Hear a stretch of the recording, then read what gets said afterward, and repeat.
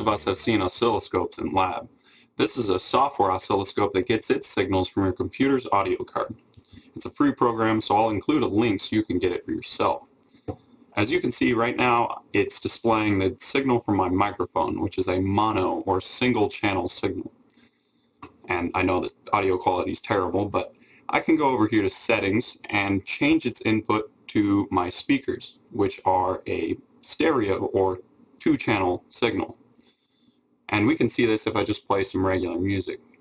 You can see the left speaker is in green and the right speaker is in red. If I just pause the output here, we can see these two signals for an instant of time. The purpose of stereo audio is to improve the sound quality by giving a little more depth and giving the perception that there's instruments spread throughout the room. This screen capture also illustrates how we typically think of oscilloscopes as working. They display time in the horizontal axis and voltage in the vertical axis. And an audio signal is very much just an alternating voltage. But it turns out that most oscilloscopes have a function that we probably haven't seen before, and that's just over here, XY, where one signal is displayed in one axis and the other is displayed in the vertical axis. So if I just play some more music and hit run, we can see the way those two signals interact with each other. It's just random. It's kind of an interesting visualizer, but it doesn't really mean much. A practical application of this XY mode is to measure the phase difference between two signals. So if I jump over here to the signal generator, which is configured to run two 60 Hz signals, and I turn those on, and you get that hum of 60 Hz. Both signals, they're in phase, which we can see by the phase offset over here in the bottom left corner, 0 degrees. And that results in one signal sweeping left and right, and another signal sweeping up and down, and they're synchronized, so they draw a diagonal line. If I modify that phase offset, let's say 45 degrees, suddenly we get this ellipse. This is very much based on polar mathematics, and I'll try to illustrate that. If I change the phase angle to, let's say, 90 degrees, you get a perfect circle. And when you think about it, sine and cosine are offset by 90 degrees, so it makes sense that your cosine is on the horizontal axis, or the x dimension of the circle, and the sine is the y dimension, and they're offset by 90, and so they draw a circle as they propagate through time. The way you would use this for testing a circuit would be, say you have a three-phase power source and you want to verify that each leg of the source, or each phase, is held in the correct relation, which is 120 degrees apart. And so if I set the function generator to display two 60 Hz sinusoids 120 degrees apart, again we get an ellipse. And if we were testing a source, we would expect to see this between two of the phases. If there's any variation, we get a slightly different figure. We can also use these curves to compare frequencies. So if I go over here and reset the phase to 0, so there are two signals in phase, but the signal on the vertical axis is twice the frequency of the signal on the horizontal axis.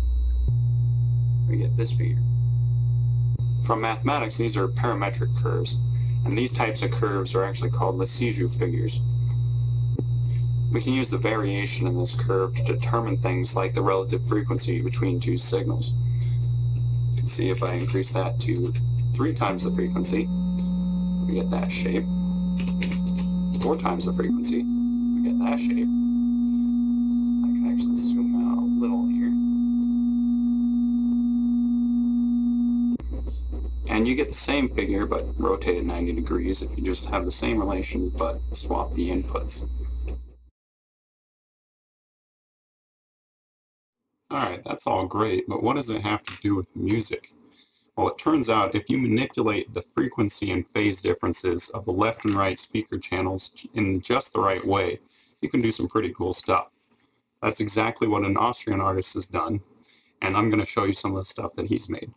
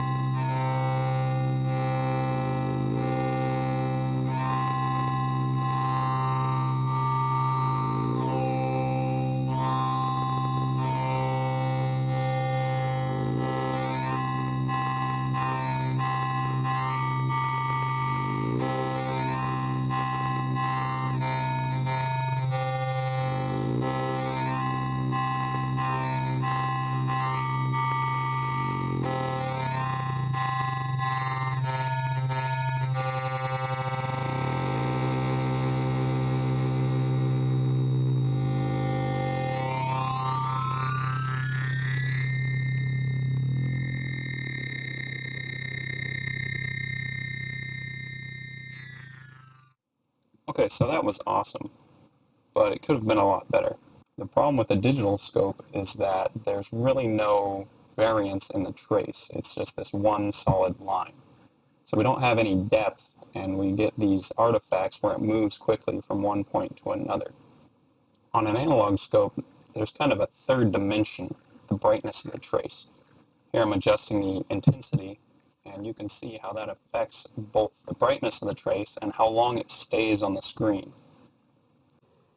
At the heart of an analog oscilloscope is a cathode ray tube. This is a vacuum tube that's almost identical to the ones you see in an old tube TV. This works by accelerating electrons inside of a vacuum towards a phosphor-coated screen. When these electrons strike the phosphors, they cause them to glow, and that's the visual output of the scope. You can see this in action on the display of this analog scope, especially as this dot moves across. You can see that there's a constant signal sweeping across the horizontal axis and a square wave that's causing the voltage to oscillate between 3.3 volts and ground in the center. The signal it's measuring is the output of a real-time clock implemented on a TM4C microcontroller. This will be part of a project we do in the future. To wrap up this video, I'll just show some screen captures from an analog scope connected to this music. It looks a lot better. I'll include links to the artist's website. You can get the album for yourself. It's only $5. So enjoy.